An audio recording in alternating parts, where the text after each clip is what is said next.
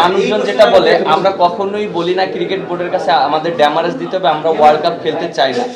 আমরা কখনোই, আপনারা একটা জিনিস কি, সাধারণ মানুষ হয়তো আমাদেরকে ভুল বোঝে, আমরা কখনোই দেশের এগেনস্টে না।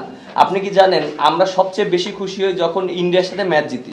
আপনি ইন্ডিয়ার সাথে আমরা ম্যাচ জিতি, আমি ম্যাচ জিতিয়েছি, মোস্তাফিজ ম্যাচ জিতেছে, আমরা কত খুশি হয়েছি।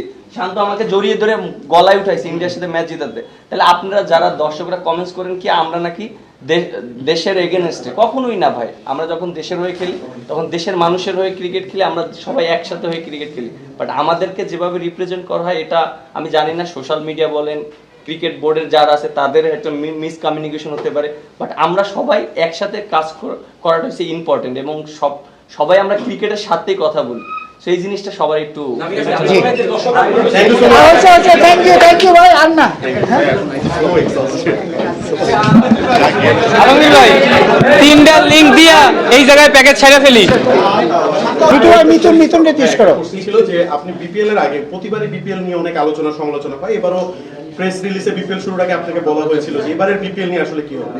এবারের বিপিএল এর সবচেয়ে বেশি আলোচনাটা হলো যে একদিন খেলা চললো না, চিটাং গেল না। এই ক্ষেত্রে যে আপনারা কি নিজেদেরকে একটু ব্যর্থ মনে করছেন? ব্যর্থ, এটা সার্কামস্ট্যান্সেস ভাই। আমি আপনাকে বলেন যে আমার যে ফিকচার ছিল, আমি খুবই লাকি অ্যাজ আ সেক্রেটারি, যে গভর্নিং কাউন্সিলের সেক্রেটারি হিসেবে আমি লাকি যে যখন প্রবলেম হয়েছে প্লেয়াররা হেল্প করেছে এবং ফ্র্যাঞ্চাইজিরও হেল্প করেছে। আপনি জানেন যে আমাদের 2 দিন বন্ধ রাখা হয়েছিল শোক দিবসে। এটা তো আমরা একটা 3 বছর 3বারের একটা প্রাইম মিনিস্টারের কাছে এটা আমরা তো একটা, মানে এটা তো আমাদের করণীয় যে খেলা ওনার ওই দিন হবে না। ভাই মানে আমি আবার ওই প্রশ্নটা একটু জিজ্ঞেস করি যে ধরেন নিল না উনি ক্ষমা প্রকাশ্যে, আপনি তো বলছেন যে খেলবেন না, না প্রসেস আছে তো, প্রসেস কিন্তু বন্ধ হচ্ছে না।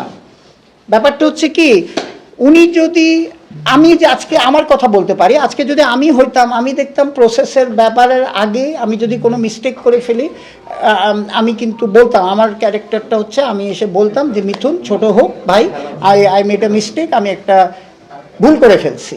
এইটা হলেই কিন্তু আজকে এই পর্যায়ে যেত না, এই পর্যায়ে যেত না কিন্তু, তাই না? আপনি তো ওনার গত 1 সপ্তাহ ধরে নানান কমেন্টেই কিন্তু জিনিসটা দিন দিন বেড়েছে। এটা না আমি কি বলছি, ওইটারই উত্তর দিই। ওইটার জন্য আমার হচ্ছে কি, আমি আবার এই প্ল্যাটফর্মেই বলছি, আমরা সরি চিটাগং দর্শকের কাছে, কারণ চিটাগং ফুল হাউস হয়। আমাদের কিন্তু লস হয়েছে চিটাগংয়ে না হওয়াতে, চিটাগং লস হয়েছে, কিন্তু আমাদের কোনো মতেই আমরা অ্যাডজাস্টের ওয়ে ছিল না, সেই জন্য একটা ভেন্যু কমাতে হয়েছে। আর আজকেরটাও তো ধরেন, এটা যদি কালকে পরশু পর্যন্ত চলে যেত তাহলে কিন্তু আমাদের খেলা ক্যান্সেল করা ছাড়া উপায় ছিল না, we could not adjust. So এখন সবাই আমরা মনে করি এটা একটা ভালো ফিনিশিং হয়েছে। লাস্ট কোয়েশ্চেন, আমরা ওদের থেকে তখন স্টেপ নিয়েছেন যখন উনি কমেন্ট করা শুরু করেছেন, আপনারা কি বলেছেন? কারণ ওই যে বলে না বিন্দু বিন্দু জল সাগরতল করে বলা হয়েছে, প্রেসিডেন্ট নিজে, প্রেসিডেন্ট, আমি এটা কনফার্ম করি যে প্রেসিডেন্ট নিজে ওনাকে বলেছে। হ্যাঁ, উনি হয়তো ডিনাই করেছে, আমি এক জায়গায় দেখেছি ডিনাই করেছে, কিন্তু প্রেসিডেন্ট নিজে ওনাকে বলেছে। ওই আগের স্টেটমেন্টও তো কাম্য নয়। কেউ কমেন্ট করতে পারে ভাই, আমি কমেন্টের তো কাউন্টার দেওয়ার আমি কেউ না, তার মতামত আমার মতামত। হ্যাঁ ঠিক আছে, থ্যাংক ইউ। আপনি আজকে রাত 9টায় বলেছেন যে 9টার পরে আপনার ফোনে প্রচুর হুমকি আসছে, এটা যদি একটু ক্লিয়ার করতেন। আর আজকে আপনি হুমকি পাচ্ছেন, পরের দিন হয়তো মিরাজ ভাই পাইতে পারে, একদিন শান্ত, অন্যান্য ক্রিকেটারও পাইতে পারে। এ ব্যাপারে বিসিবি কি ভাবছে ক্রিকেটারদের নিরাপত্তা নিয়ে, আর আপনি হুমকি ধামকিগুলো কার থেকে পেয়েছেন ভাই? আচ্ছা, বিসিবি কি ভাবছে সেটা মিঠু ভাই অ্যান্সার করবে, আর আমি এই জিনিসটা ক্লিয়ারিফাই করি। আমরা যা কোনো না কোনোভাবে বিভিন্ন আননোন নাম্বার থেকে আমাদের বিভিন্ন হুমকি ধামকি দেওয়া হচ্ছে, এটা ট্রু। আমরা আসলে দেখেন, আপনারা সাংবাদিক ভাইরা, আমরা প্লেয়ার, আমাদের ভাষা আপনারা বুঝেন, আপনাদের ভাষা আমরা বুঝি। আমি যদি কোনো বিতর্কিত কথা বলি, সেটা কিন্তু প্রত্যেকটা মানুষেরই বোঝার ক্ষমতা আছে। তো আমি শিওর যে আমি এমন কোনো শব্দ ব্যবহার করি নাই যেটাতে কাউকে ছোট করে বা কোনো বিতর্কিত কোনো বিষয় বা দেশের এগেনস্টে যে কোনো কথা বলি নাই। আমার অনলি ইস্যু ছিল ক্রিকেট, এবং আমাদের সবার ইস্যু ছিল ক্রিকেট। আমাদের সম্মানটা, প্রত্যেকটা মানুষের আমি মনে করি তার একটা নিজস্ব সম্মান আছে, এবং সেটা তার রক্ষা করার অধিকারও আছে। আমরা জাস্ট আমাদের সম্মানটাকেই কিন্তু রক্ষা করতে চেয়েছি, সেই অধিকার থেকে কথা বলেছি। এখানে আসলে আমরা আমাদের দেশদ্রোহী বা বিভিন্ন দেশের শত্রু হিসেবে বিভিন্নভাবে আখ্যা দেওয়া হচ্ছে। আমি জানি না এখানে আমাদের কোনো একটা ওয়ার্ড দেশের এগেনস্টে ছিল কি না। আমার মনে হয় না যে আমাদের কোয়াবের বা আমাদের প্লেয়াররা যারা আছে কেউ কখনো দেশের এগেনস্টে যে কোনো কথা বলেছে বা দেশের স্বার্থ রক্ষা না করে কোনো কথা বলেছে। একটু দুইটা কোশ্চেন আপনার কাছে। একটা হচ্ছে যে আমরা কি করবেন? ইন দ্য মিড টাইমে কয়েকজন ক্রিকেটারের সাথে কথা বলেছি। কিছু ক্রিকেটার, বেশ কিছু ক্রিকেটার তাদের খেলার ইচ্ছা ছিল, কিন্তু মুষ্টিমেয় কিছু ক্রিকেটারের জন্য খেলাটা হয়নি, এবং যারা আপনাদের যারা লাইফে আছে তার জন্য। এটা কতটুকু সত্য? আরেকটা বিষয় হচ্ছে সোশ্যাল মিডিয়াতে একটা বিষয় চাপ হচ্ছে, সেটা হচ্ছে যে মূলত হচ্ছে কোয়াবের উপর থেকে কেউ একজন কল কাঠিনা নিতেছে, আমি নামই বলে দিই তামিম ইকবাল। এটা নিয়ে একটু ক্ল্যারিফাই করুন। আচ্ছা, আমি আগে প্রথম প্রশ্নের উত্তর দিই। এখানে আমি ছাড়াও বাকি ক্রিকেটাররাও আছে এবং বাইরেও আপনি কিছু কিছু ক্রিকেটার দেখেছেন। আমরা সবার সঙ্গে আলোচনা না করে কোনো ডিসিশন নিতে পারি না। আমরা যখন সবার বলতে আপনি হয়তোবা যাদের কাছ থেকে ইনফরমেশন পেয়েছেন তারা 10 জনের মধ্যে হয়তোবা 3 জন ডিসএগ্রি করেছে, সেই 3 জনকে পেয়েছেন। বাকি 7 জন যদি এগ্রি করে আমার কোন দিকে যাওয়া উচিত, আমি সেটাই করেছি। এবং আমরা প্রত্যেকটা ডিসিশন যখন ডিক্লেয়ার করেছি, ডিক্লেয়ার করার আগে আমরা সবাই লবিতে, হোটেল লবিতে, আপনি দেখেছেন অন্যান্য হোটেল থেকেও কিন্তু আমাদের হোটেলে, যেহেতু এই হোটেলে টিম বেশি, এই হোটেলে সব টিম থেকেই কিন্তু প্লেয়ার এসেছেন। তো তাদের মতামত ছাড়া আমার কোনো রাইটস নাই কোনো ডিসিশন দেওয়ার। আচ্ছা, নেক্সট কোশ্চেন হচ্ছে তামিম ইকবাল। তো আমার কাছে মনে হয় যে এই প্রশ্নটা আপনারা কেন তামিম ইকবালকে করেন না। আমার মনে হয় এই জিনিসটা একটু আপনারা তামিম ইকবালের সাথে ক্লিয়ারিফাই করে নিন, কারণ এখানে অনলি তামিম ইকবালের রোল ছিল যখন আমরা নতুন করে কোয়াবটা গঠন করি, তখন মিঠু ভাইও কিন্তু আমাদের একজন ইলেকশন কমিশন ছিল, কমিশনার ছিল। তখন সবার উদ্দেশ্য ছিল কি, একটা নতুন কোয়াব তৈরি করা। সবাই কিন্তু একই উদ্দেশ্যে কাজ করেছে।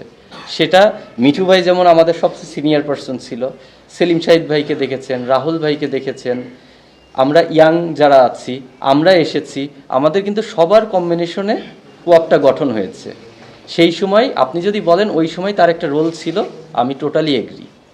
বাট এখন আমি 100% গ্যারান্টি দিয়ে বলতে পারি যে আমাদের কোনো ডিসিশন মেকিংয়ে এখানে কোয়াবের ডিসিশন অনলি কোয়াব নেই, কোয়াবের ডিসিশনে তৃতীয় কোনো ব্যক্তির কোনো ইনফ্লুয়েন্স কাজ করে না, এবং প্লেয়ারদের স্বার্থ ছাড়া এখানে সেকেন্ড কোনো ইস্যু দেখা হয় না। জি। দর্শকরা দেখা যাচ্ছে ক্রিকেটাররা যাই বলে না কেন সেটা একটা রিপ্লাই তারা দেয়। আমরা আজকে বিরাজ ভাইয়ের কাছ থেকে শুনলাম, তিনি আসলে ট্যাক্সের ব্যাপারে বলছিলেন, as per the law of income tax, যার মাসে 17 লাখ টাকা ইনকাম সে 25% টাকা। জি।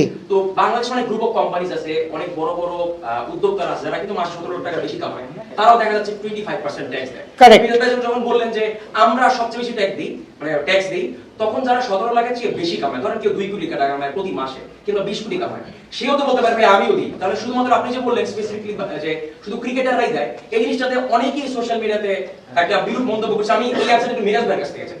এটা আচ্ছা বলো, না, দেখেন, ক্রিকেটার তো আজকে ক্রিকেটের কথাই বলবে। আপনি যেটা বললেন যে আমি জানি না যে আপনি যেটা বলেন ব্যবসায়ীরা কে কত পার্সেন্ট ট্যাক্স দেয়, বাট আমরা যে ট্যাক্সটা দেই 25% থেকে 30% ট্যাক্স দেয়, আমাদেরটা আমরা বলতে পারি হাইস্ট। কারণ আমরা দিন শেষে আমি দেখেছি সাকিব ভাই এরকম অনেক বছর হাইস্ট ট্যাক্স গেটার হয়েছে।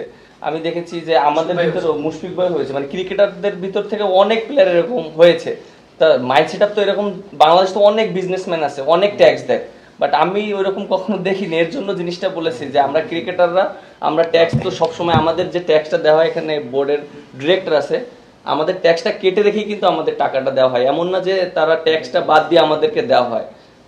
প্রসঙ্গটা ওইভাবেই ছিল যে আমরা যখনই টাকাটা পাই ক্রিকেট বোর্ড থেকে, আমাদের ট্যাক্সটা কেটেই দেওয়া হয়, এবং আমার কাছে মনে হয় যে আমরাই ক্রিকেটাররা ট্যাক্সটা প্রপারভাবে দেই। এটা আসলে নেগেটিভিটি না, এটা আমি এমনভাবে রিপ্রেজেন্ট করার চেষ্টা করেছি যে ট্যাক্স তো এটা ভালো জিনিস, এটা যদি প্রত্যেকটা মানুষ যদি ঠিকঠাকভাবে ট্যাক্সটা প্রদান করে, এটা দেশের জন্য ভালো, দেশের ডেভেলপমেন্টের জন্য ভালো।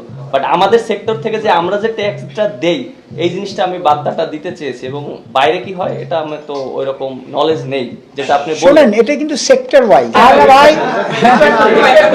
একটু একবার সাকিব এরকম সরাসরি হুমকি ধামকি পেয়েছিল বলে উপমহল থেকে তার সঙ্গে একটা গানম্যানও রাখা হয়েছে। আমি বলছি না যে এখন সব ক্রিকেটারের সঙ্গে আপনি গানম্যান রাখতে হবে, তো বিসিবি ক্রিকেটারদের নিরাপত্তা নিয়ে কি ভাবছেন? আমরা যেটা হচ্ছে, আমাদের জানেন একটা সিকিউরিটি ডিপার্টমেন্ট আছে, আমরা তো এখন শুনলাম ওটাই। আমি রিকোয়েস্ট করব যে যার যার কাছে এসছে এই ফোন নাম্বারগুলি যদি আমাদের পাস অন করে দেয়, আমরা আমাদের সিকিউরিটি ডিপার্টমেন্টে দিব, ওনারা লেট দেম টেক আ ইয়েতে। উই আর টেকিং দিস কি জি আজকে যারা টিকিটটা কেটেছিল তাদের ও টিকিটের ব্যাপারে, আজকের টিকিটে আমরা অনলাইনে তারা ফেরত চেলে সব পেয়ে যাবে। এইটা আমি আপনাকে একটা কথা বলি, শোনেন, এটা হচ্ছে একটা ভিন্ন বিষয়। এইটা হচ্ছে আমার ক্ষমতা নাই এটা উত্তর দেওয়া, এটা বোর্ড বলবে। আমি একটু বলি, সো ইউ ক্যানট কম্পেয়ার একটা প্লেয়ার।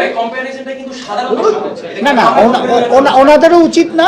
প্লেয়ার যেরকম সাংস্কৃতিক অঙ্গনে যারা নায়িকা বা যারা তাদেরটা আলাদা, এদের ক্যাটাগরি আলাদা। এই সব ক্যাটাগরিতে তো প্রপারলি।